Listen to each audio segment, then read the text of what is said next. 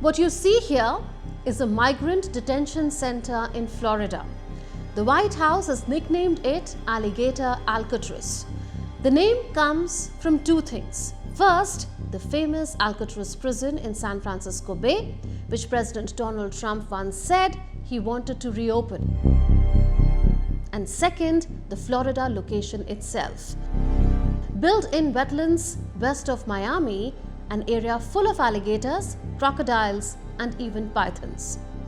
The facility was designed to hold up to 3,000 migrants. It can expand further if needed. But the center has quickly become one of the most controversial symbols of Trump's immigration crackdown. Critics say it is inhumane and environmental groups worry about its impact on the wetlands. Last week, a federal judge ordered the government to stop expanding it and to dismantle much of the existing structure.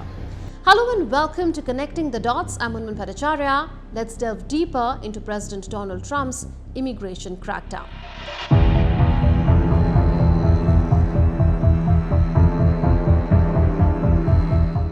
President Donald Trump has promised what he calls the largest migrant deportation operation in US history. His administration has expanded raids, arrests, detentions, and deportations. In many cases, immigrants are removed without proper due process. This aggressive approach was a central theme of Trump's presidential campaign, but it has sparked protests and fear across the United States, home to the largest immigrant population in the world. Nadia Salazar Sandy, an organizer with the Migrant Families Collective in Washington, describes how everyday life has changed. Let's listen into her. No one is safe. So I carry my passport because God forbid I'm, arrested or anything. Like I know that might stop my deportation, might slow it down.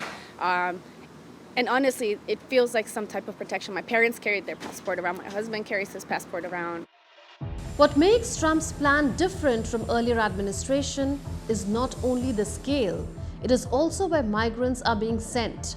Traditionally, undocumented migrants are deported back to their home countries. But since June, the Department of Homeland Security has been sending people to third countries, places where they have never lived. Officials defend the policy.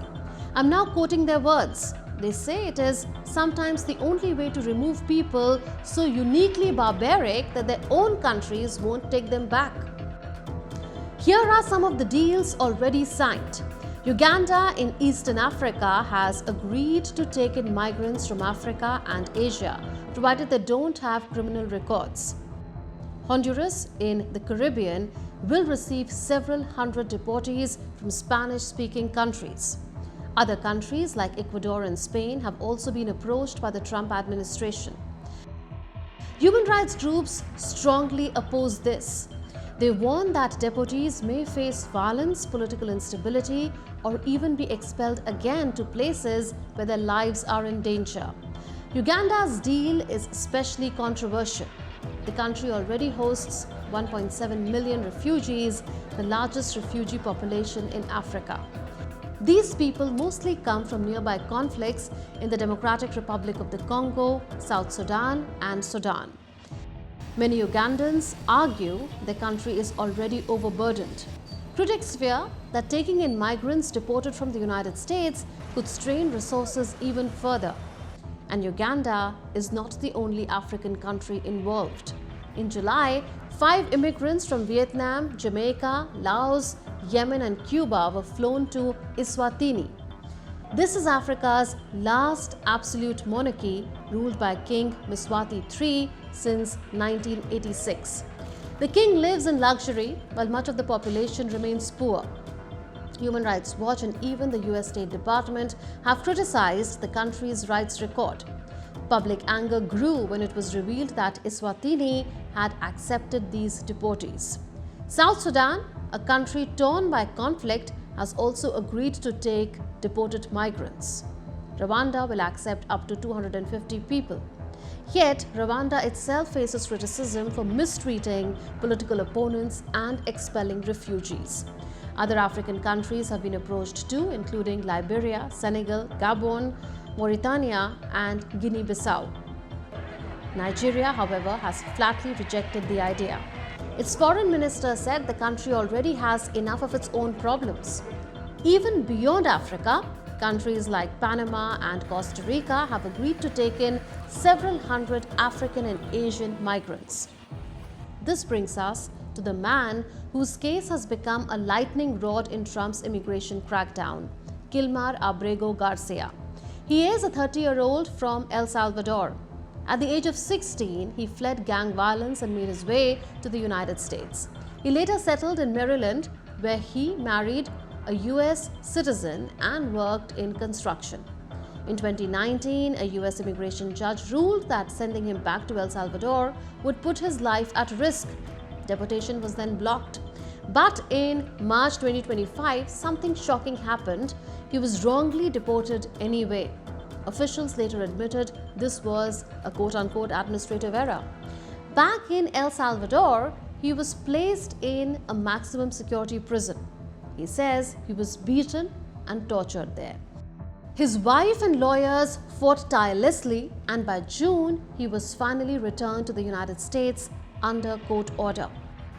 A toda la familia también que han sufrido. When I was arrested, I always remembered beautiful moments with my family, moments of going to the park, of going on a trampoline with my children. Those moments will continue to give me hope to continue in this fight. But his troubles did not end there. Soon after his return, prosecutors in Tennessee charged him with human smuggling related to a 2022 case. He pleaded not guilty. His lawyers insist the charges are politically motivated. Then came a twist. Prosecutors offered him a deal: plead guilty and accept deportation to Costa Rica, or fight the charges and risk being deported to Uganda instead. Abrego refused to plead guilty. Only hours later, US Immigration and Customs Enforcement, or ICE, announced he would indeed be deported to Uganda. His lawyers say this looks like retaliation for asserting his rights. On August 25th, Abrego reported for a routine ICE check-in in Baltimore. Instead of being released under supervision, he was suddenly detained again. News of his detention sparked immediate protests outside the ICE office. His legal team rushed to court to file another lawsuit. For now, his deportation has been delayed, but his future remains uncertain. Abrego's case is just an example. There is much more to Trump's immigration crackdown. Earlier this year, a federal appeals court cleared the way for Trump to end temporary protected status for more than 60,000 immigrants from Nicaragua, Honduras, and Nepal. This means they will lose deportation protections and work permits. In June, the Supreme Court also gave the green light for deportations to third countries without giving migrants the chance to argue they may face danger there. Trump has also demanded that the entire US-Mexico border wall be painted black to make it hotter and harder to climb. Over $46 million was recently allocated for more wall construction. Texas has added floating barriers, giant orange buoys along sections of the Rio Grande, backed by state troopers and the National Guard. And beyond the undocumented, the administration is now reviewing more than 55 million valid US visas for violations that could lead to deportations. This includes students, workers, and even tourists with multiple entry visas. The Pentagon has even announced plans to deploy the US military in Chicago to support Trump's broader push against crime, homelessness, and undocumented immigration. The US says this crackdown is about law and order, but critics argue it risks turning Africa into a dumping ground for unwanted migrants and destroying lives in the process.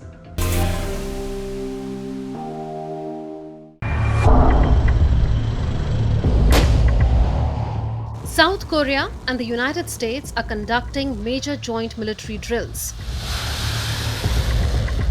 An 11-day annual exercise called Ulchi Freedom Shield is taking place in August.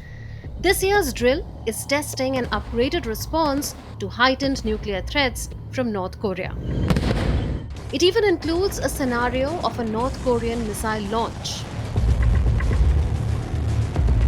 North Korean leader Kim Jong-un calls these annual drills hostile and confrontational.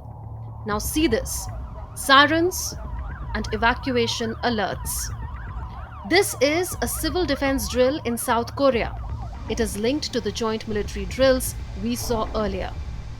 South Koreans are simulating an air raid scenario to improve the country's readiness posture in a national emergency.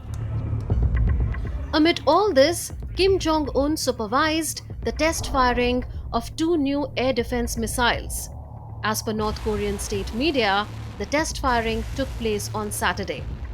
While details of the missiles or the site of the test were not disclosed, what it did say was that the test showed the superior combat capability of the improved missile weapon systems and how their technological features were suitable for destroying various aerial targets.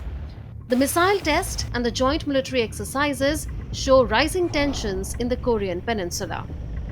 Another incident happened just days ago when South Korean military fired warning shots at around 30 North Korean troops after they had briefly crossed the military demarcation line at the heavily mined demilitarized zone. That's the zone that separates the two nations. Now see this. A report by Washington-based think tank Center for Strategic and International Studies has put the spotlight on a secret military base built by North Korea near its border with China. It is called the Sinpung-dong Missile Operating Base. It is located approximately 17 miles or 27 kilometers from the Chinese border in North Pyongan province. Its construction reportedly began around 2004 and it became operational by 2014.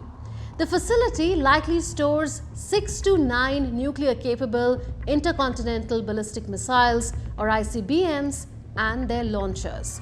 The missiles are designed for mobility. The launchers and missiles can leave the base in times of crisis or war, link up with special units, and conduct harder-to-detect launches from other parts of the country. North Korea has not declared the existence of the Sinpung-dong base. As per the report, the base is part of North Korea's wider network of 15 to 20 hidden missile sites, none of which have been declared by North Korea. Its continued expansion reflects ongoing efforts to expand and conceal North Korea's nuclear strike capability. The weapons stored here pose a potential nuclear threat to East Asia and the continental United States. This facility is not known to have been the subject of any denuclearization negotiations previously conducted between the United States and North Korea. Its location near China is seen as a deliberate move to deter targeting by the United States or South Korea, given the risk of collateral damage to Chinese territory. One must note here that North Korea has ramped up its nuclear weapons program since a failed summit with the United States in 2019. Kim Jong-un recently called for rapid expansion of the diplomatically isolated nation's nuclear capability. Kim's 2019 summit with US President Donald Trump in Hanoi, Vietnam, collapsed because the two sides disagreed on what Pyongyang would concede in return for sanctions relief. Since then, North Korea has repeatedly said it will never give up its weapons and declared itself an irreversible nuclear state.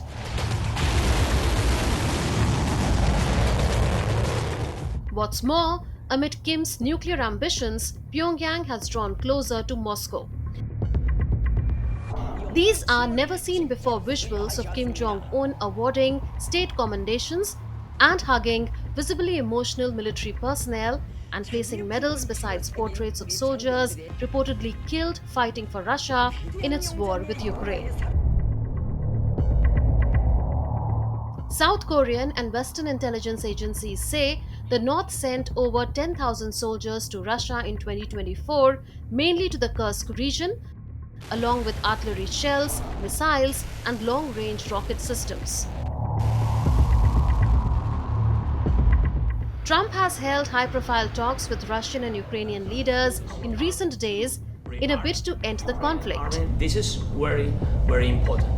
Washington says there is evidence that Russia is stepping up support for North Korea. This includes providing help on advanced space and satellite technology in return for its assistance in fighting Ukraine. Analysts say satellite launchers and intercontinental ballistic missiles, or ICBMs, share much of the same underlying technology.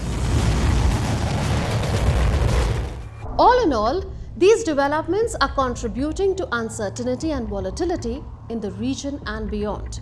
They raise the risks of miscalculation or accidental escalation, expansion and improvement of undisclosed missile bases, contravene United Nations sanctions and nuclear non-proliferation regimes. With South Korea's newly elected president Lee Jae-myung holding his first summit with US President Donald Trump in Washington, D.C., and President Lee keen on improving ties with the North after ties reached the lowest point in years under his hawkish predecessor Yoon Suk-yeol, all eyes are now on whether diplomacy can diffuse tensions in the Korean Peninsula and how so. Before we wrap up, let's take a quick look at how artificial intelligence is giving new life to a Hollywood classic. On the 28th of August, just off the Las Vegas Strip, The Wizard of Oz at Sphere opens to the public, transforming the 1939 film into a whole new immersive experience. Thanks for watching. We'll leave you with this stunning reimagining.